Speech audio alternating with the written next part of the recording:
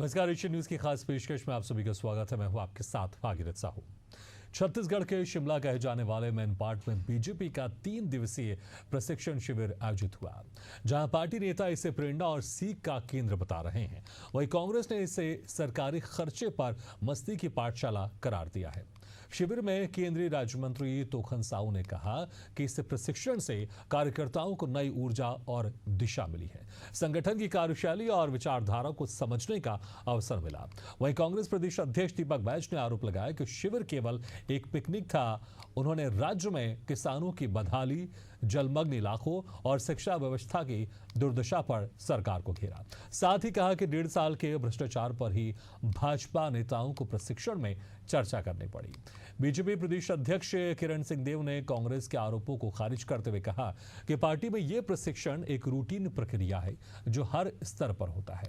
उन्होंने कहा कि कांग्रेस को पहले अपने घर झांकना चाहिए, इसलिए जनता ने उन्हें बाहर का रास्ता दिखा दिया है। फिलहाल कांग्रेस जहां संगठन को मजबूती देने में जुटी है, वहीं भाजपा अपने नेताओं को अनुशासन और नीतियों का पाठ पढ़ा रही है। मगर सियासत के बीच ये साफ है कि बयानबाजी का दौर अभी थमा नहीं है। तो इसी खास मुद्दे पर हम चर्चा करेंगे, लेकिन पहले पक्ष विपक्ष की आपको प्रतिक्रिया सुना देते हैं। प्रशिक्षण शिविर भारतीय जनता पार्टी के सभी हमारे सम्माननीय विधायक और सांसदों के लिए बहुत खास है।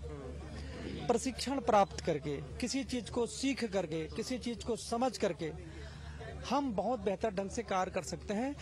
कार्य की गुणवत्ता में सुधार आती है, हमारा उत्साह बढ़ता है, हमारी ऊर्जा बढ़ती है, हमारा मनोबल बढ़ता है। और केवल भारतीय जनता पार्टी में ही ये होता है प्रशिक्षण शिविर, और सीखने का कोई उम्र नहीं होता। पुन्नूलाल मोहल्ले जी 11 बार चुनाव जीते हैं, वो भी प्रशिक्षण शिविर में उपस्थित हैं। ब्रिजमोहन जी 8-8, 9-9 बार चुनाव जीते हैं। यही है भारतीय जनता पार्टी। ये कार्यकर्ता की हैसियत से बैठ करके हम सारी चीजों को सुनते हैं, सीखते हैं, समझते हैं। आज तक 1.5 साल में उन्होंने छत्तीसगढ़ की जनता के लिए क्या क्या किया है, एक श्वेत पत्र जारी कर ले, एक सूची जारी कर ले, ताकि छत्तीसगढ़ की जनता भी तो देख सके। अगर 1.5 साल में उन्होंने काम किया होता तो मंथन चिंतन शिविर की आवश्यकता क्यों पड़ती उन्हें? चिंतन शिविर थोड़ी है। अब तो मतलब इतने उनको चिंता नहीं है। किसान खाद के लिए भटक रहा है, छात्रा स्कूल के लिए, टीचर के लिए हड़ताल पर कर रहे हैं, ड्रेस पहुंचा नहीं है, कापी पुस्तक पहुंचा नहीं है। अब मैनपुर में जाके नैन मटक्का कर रहे हैं। क्या यही सरकार, क्या जनता की गाड़ी कमाई का दुरुपयोग नहीं है क्या? तो चलिए इसी खास मुद्दे पर हम चर्चा शुरू करते हैं। जो मेहमान हमारे साथ मौजूद है, मैं उनका आप लोगों से तारुफ कराता हूं। हमारे साथ हैं कांग्रेस प्रवक्ता अमित श्रीवास्तव जी और भाजपा प्रवक्ता निशिकांत पांडे जी।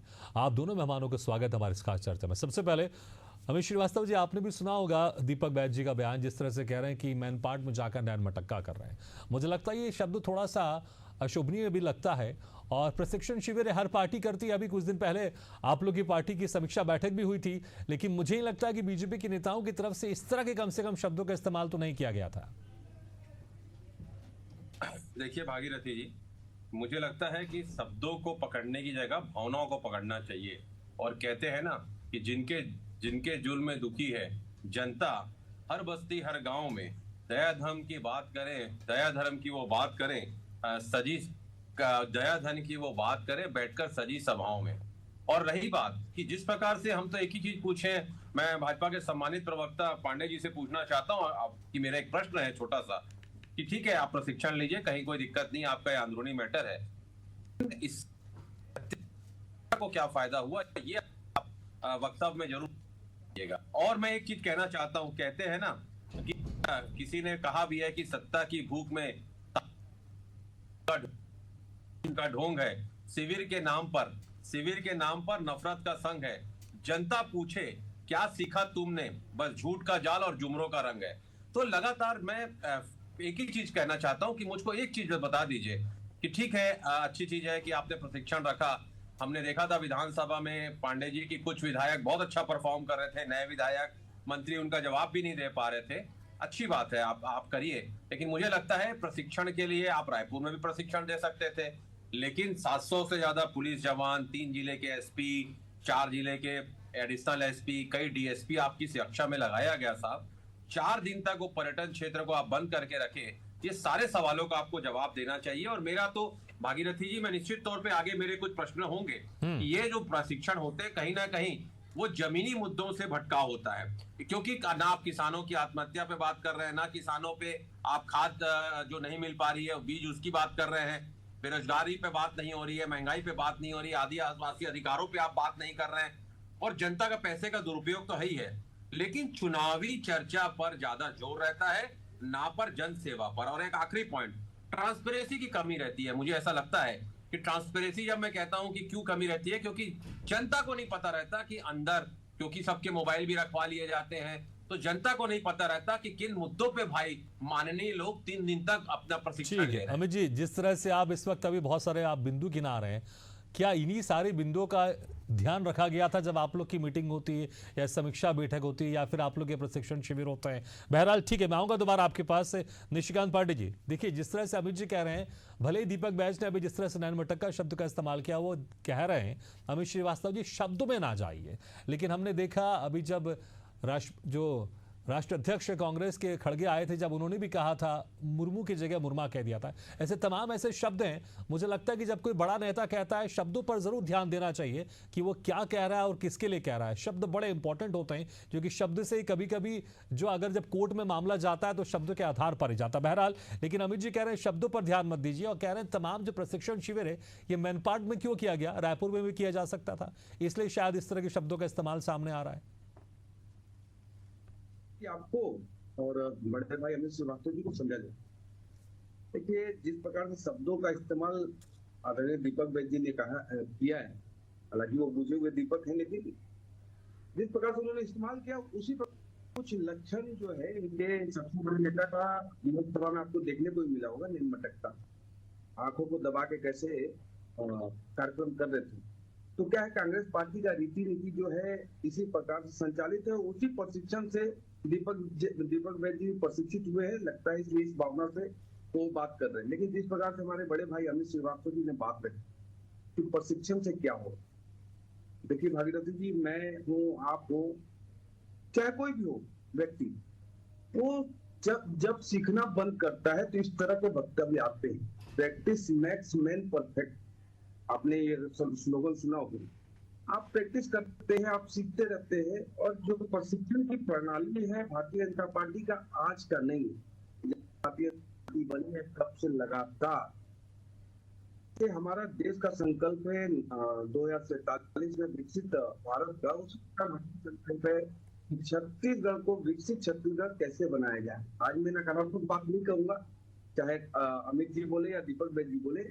विषय ये है कि प्रदेश के 3 करोड़ की जनता की रक्षा, सुरक्षा और विकास, साथ ही साथ लाल आतंक से बाहर आते हुआ बस्तर हमारा, उसके सर्वांगीण विकास के लिए क्या हम प्रयास एकजुटता के साथ कर सकते हैं। देखिए, जिस प्रकार से आप प्रशिक्षण शिविर में सम्मिलित होते हैं तो विचारों का, अनुभव का आदान प्रदान होता है, और जब विचारों का, अनुभव का आदान प्रदान होता है तो एक मधुर संबंध भी स्थापित होते हैं, जिस कारण आपके कार्यों में तेजी आती है। कोई नए विधायक हैं, कोई पुराने मंत्री हैं, आपस में ताल नहीं बनता है, और प्रदेश के हित के लिए जब आप काम करते हैं तो एक मंत्रालय की फाइल दूसरे मंत्रालय में किसी कारण से रुकी हुई है, उन सब में तीव्रता आती है, क्योंकि आपके संबंध मधुर होते जाते हैं, आपका परिचय ही नहीं रहता। तो मुझे लगता है कि अमित श्रीवास्तव जी काफी वरिष्ठ है, दीपक बैज जी तो चलिए खैर नए हैं, लेकिन अमित श्रीवास्तव जी 25-30 साल के कांग्रेसी हैं। अगर ये भारतीय जनता सीट वाली, जिसके बारे में कहा जाता था कि हमारे दो आज केंद्र में तीसरी बार, और दर्जनों राज्य में अपने दम पे सरकार बनाने वाली पार्टी, वो कार्यकर्ता के दम पे, और ये कार्यकर्ता तब निर्मित होते हैं जब लगातार जिले से लेकर, प्रदेश से लेकर राष्ट्रीय लेवल तक प्रशिक्षण हमारा लगातार होते रहता है समय समय पे। लेकिन देखने वाली बात यह है कि हम पे आरोप कौन लगा रहे हैं कि जनता के पैसे का दुरुपयोग। तो क्या कांग्रेस अधिवेशन हुआ था रायपुर में, तो सरकार ने पैसे दिए थे उसको, ये स्वीकृति दे रहे हैं कांग्रेस पार्टी। दूसरा, क्या हम बिल्कुल, चलिए इसी में जवाब लेता हूं अमित जी। ये ठीक है, आप अपनी बात ठीक है कंप्लीट कर लीजिए संक्षेप में जल्दी।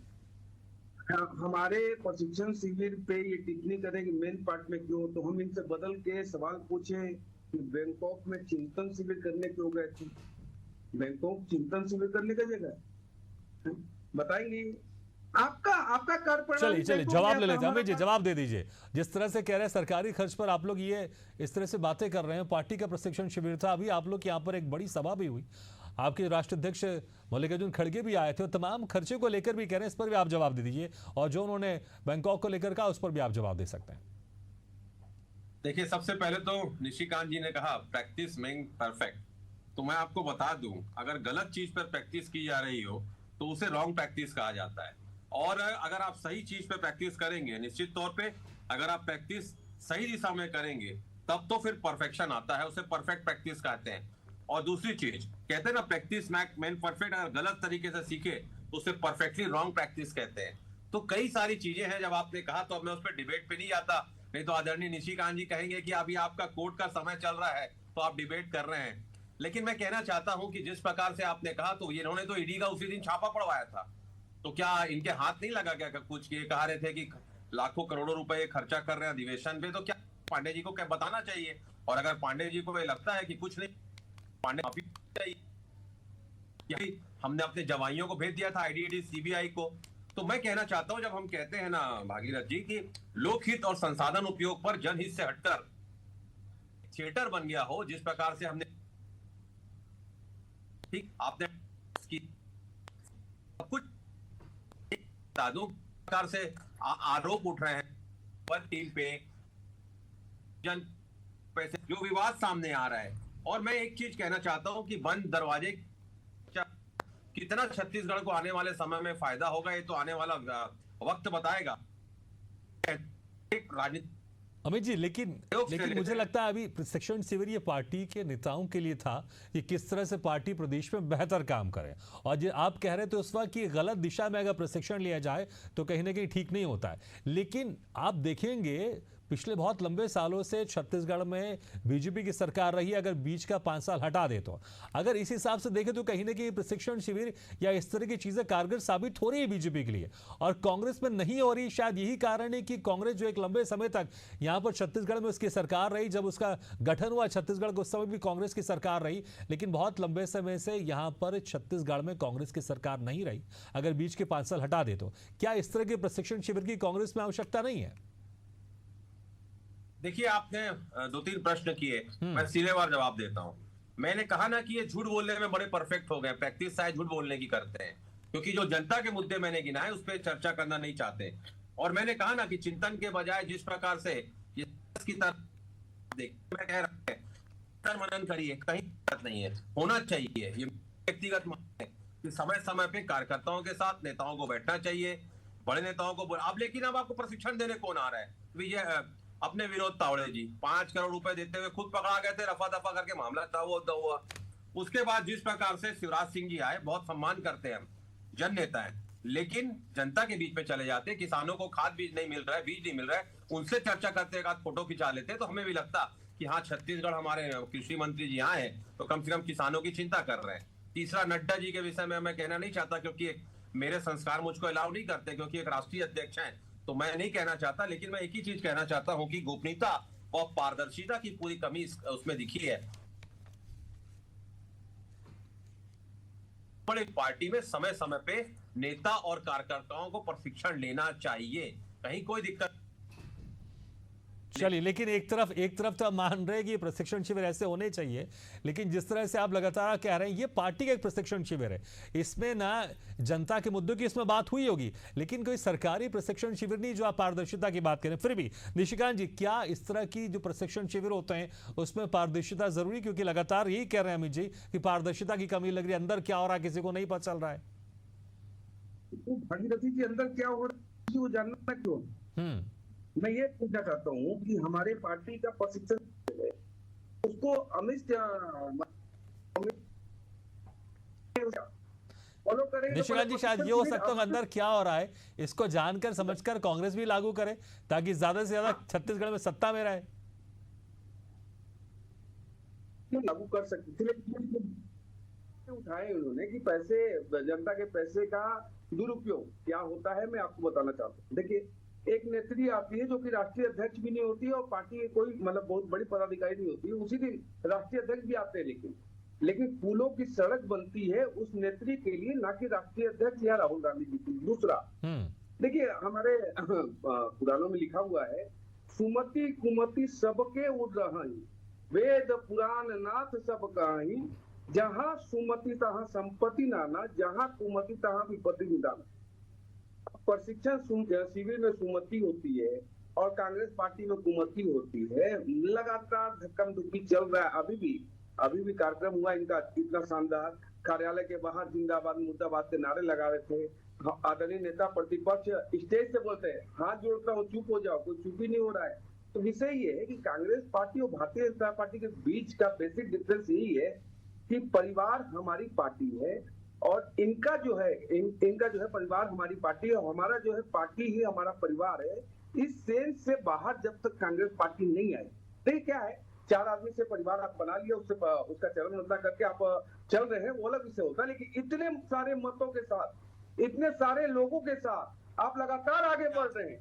और जो हमारा आप बताइए कांग्रेस पार्टी ब्लूप्रिंट क्या उनका, हम तो कह रहे हैं 2047 तक हम छत्तीसगढ़ को विकसित बना चाहते हैं, हम लाल आतंक से छत्तीसगढ़ को बाहर निकाला चाहते हैं, हम छत्तीसगढ़ की गरीबी को समाप्त करना चाहते हैं, पानी बिजली राशन सारी व्यवस्थाएं वो सुदूर वनांचल तक पहुंचाना चाहते हैं। उस पे कोई चर्चा नहीं हुई होगी। आप अपना ब्लूप्रिंट बताते हैं। तीसरा महत्वपूर्ण विषय कि कांग्रेस पार्टी कह रही है मुद्दों से भटकाने का काम, तो मुद्दों से हम कांग्रेस को ही भटका दे रहे हैं और आप भटक जा रहे हैं। तो जब आप भटक जा रहे हैं तो उसमें हमारी क्या गलती है? आप अपने मुद्दे पर रहिए ना। आपको अपने मुद्दे से रोकने के लिए कोई भारतीय जनता पार्टी ने फोन किया क्या आपको? या आप भी गोदी कांग्रेस हो गए? जैसे आप मीडिया को बोलते हैं गोदी मीडिया, तो आप भी गोदी कांग्रेस हो गए क्या? आप चिल्ला के बताइए अपना मुद्दा। लेकिन प्रदेश की जनता गलत और सही की पहचान करती है, इसीलिए जो आप बताते थे कि फलाना है तो भरोसा है, उस पर प्रदेश की जनता ने भरोसा नहीं किया।